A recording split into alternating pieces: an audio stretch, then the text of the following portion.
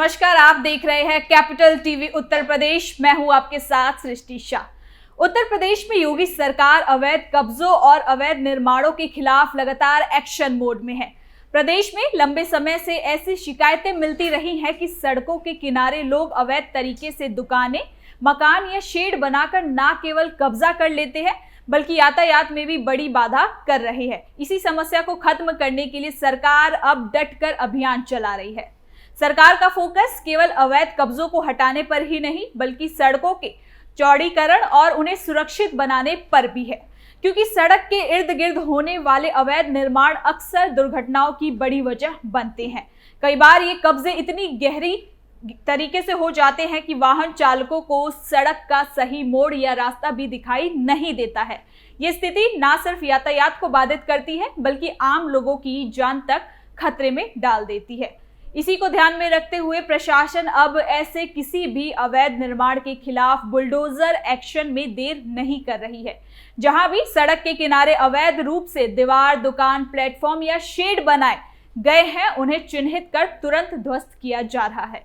सरकार साफ कह चुकी है कि प्रदेश में वही निर्माण बचेगा जो कानून के दायरे में हो, जिसके लिए संबंधित विभागों से परमिशन ली गई हो।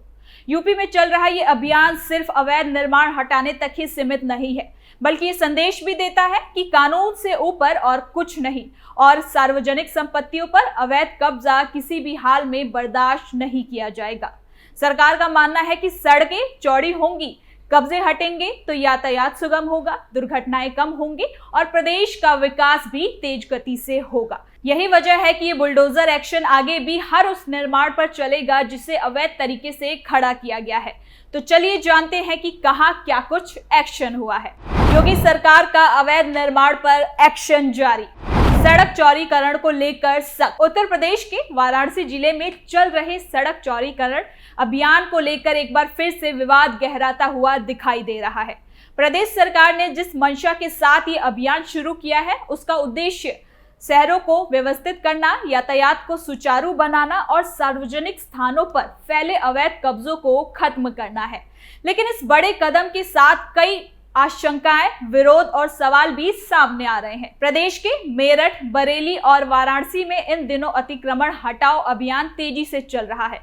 प्रशासनिक स्तर पर साफ संकेत मिल रहे हैं कि सड़क के आसपास या सार्वजनिक मार्गों पर किसी भी प्रकार का अवैध निर्माण बर्दाश्त नहीं किया जाएगा।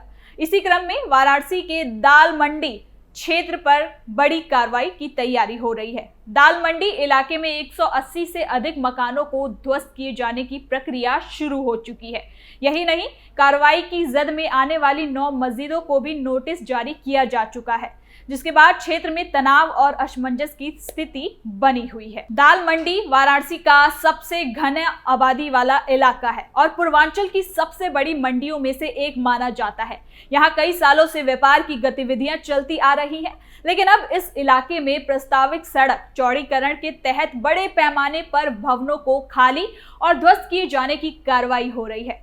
प्रशासन के अनुसार काशी विश्वनाथ मंदिर तक जाने वाले मार्ग को 17.5 मीटर तक चौड़ा करने की योजना है। इसे पूरा करने के लिए दाल मंडी गली में दुकानों, मकानों और निर्माणों पर नोटिस चस्पा किए जा रहे हैं। इस अभियान के दौरान किसी भी अप्रिय स्थिति से बचने के लिए भारी पुलिस बल को भी वहां पे तैनात किया गया है। सिर्फ वाराणसी ही नहीं, मेरठ में भी हाल ही में इसी तरह का बुलडोजर एक्शन देखने को मिला है। मेरठ के सेंट्रल मार्केट में लाउड स्पीकर से पहले ही घोषणा की गई है, जिसके बाद अवैध कॉम्प्लेक्स को तोड़ा गया है। ये कार्रवाई सुप्रीम कोर्ट के आदेशों के तहत की गई है। यहाँ कई दुकानदारों में इस एक्शन को लेकर काफी बेचैनी देखने को भी मिल रही है। दुकानदारों का कहना है कि अचानक हुई ऐसी कार्रवाई उनके व्यापार और परिवार पर प्रतिकूल प्रभाव डाल रही है। दाल मंडी में भी व्यापारी और स्थानीय लोग इस कार्रवाई से गहरी चिंता में हैं। उनका दावा है कि लगभग 10,000 दुकानों पर नोटिस चस्पा किए गए हैं, जिससे लगभग 50,000 से ज्यादा लोगों की रोजी रोटी दांव पर लग गई है। गली के लोग कहते हैं कि यदि सड़क चौड़ीकरण योजना लागू हुई तो उनका सालों पुराना व्यापार बंद हो जाएगा और कई लोग बेघर हो जाएंगे। व्यापारियों का यह भी कहना है कि ये पूरा मामला राजनीति से प्रेरित है और सरकार गरीबों को उजाड़ रही है।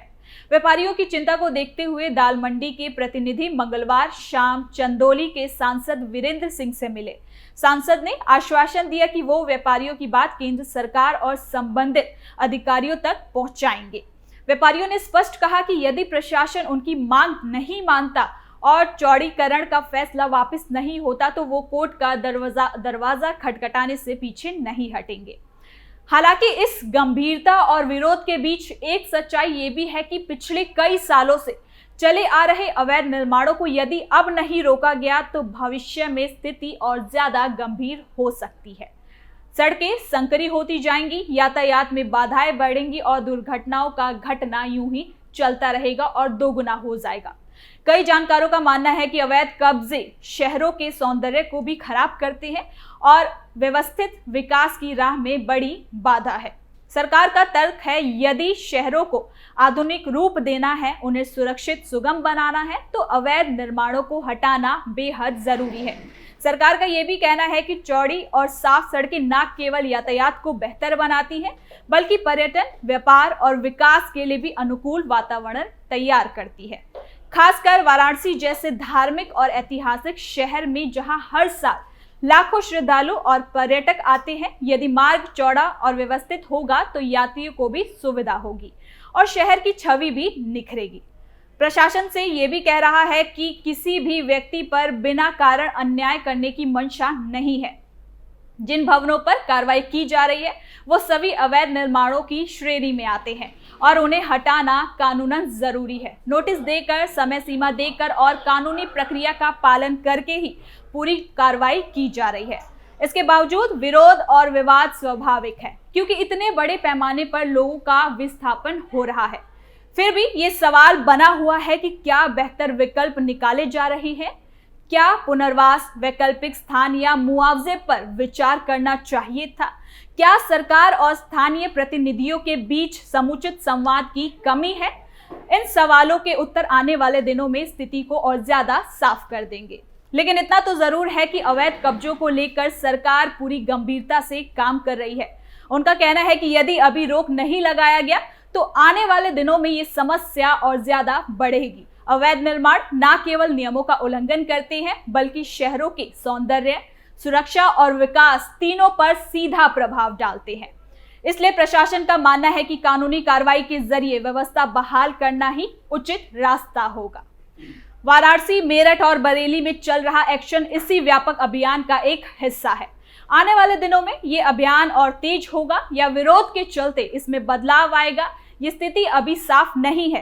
लेकिन इतना तो तय है कि अवैध कब्जों और सड़कों के चौड़ीकरण को लेकर प्रदेश में बड़ा ठग ऑफ वॉर चल रहा है।